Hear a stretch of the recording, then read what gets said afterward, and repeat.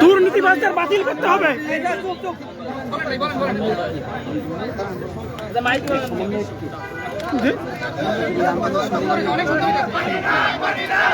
মাননীয় প্রধানমন্ত্রী, মাননীয় মন্ত্রী মহোদয়ের নিকট আমাদের ডিপ্লোমা সমাজের আকুল আবেদন, যারা স্মার্ট বাংলাদেশ বিনির্মাণের বিরুদ্ধে চক্রান্তে লিপ্ত আছে, তারা আর যাই হোক এই রাষ্ট্রের ভালো চাই না,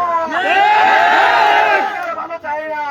মাননীয় প্রধানমন্ত্রী, জাতির জনক বঙ্গবন্ধু কন্যা জননেত্রী সংক্রান্ত শুধু ডিপ্লোমা সমাজের সাথে না, এই সংক্রান্ত শুধু শিক্ষিত বেকার যুবক যুবতীদের সাথে না, এটা সরাসরি রাষ্ট্রদ্রোহিতার পর্যায়ে পড়ে। আমাদের রেল মন্ত্রণালয় ভালো হয়ে যাক, কিছু মানুষের সহ্য হচ্ছে না।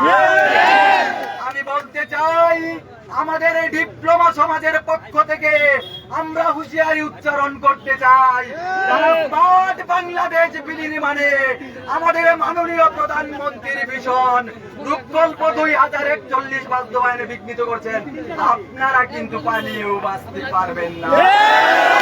প্রধানমন্ত্রী আমাদের মা, হাতিয়ার দেশ মাতৃকার মাতা, আমরা জানি তিনি আমাদের আত্মনাদ ফেলতে পারেন না। স্মার্ট বাংলাদেশের সৈনিক, এই কারিগরি শিক্ষায় শিক্ষিত যুব সমাজের মাধ্যমেই গড়ে উঠবে আগামীর স্মার্ট বাংলাদেশ। বন্ধুগণ, আজকে আমরা খুব দুঃখ ভারাক্রান্ত হৃদয়ে আমাদের অভিভাবক প্রতিষ্ঠান, আমাদের সাংবিধানিক প্রতিষ্ঠান বিপিএসসির সামনে হাজির হয়েছি। অত্যন্ত দুঃখের সহিত বলতে হয়, এখানে বিসিএস এর মতো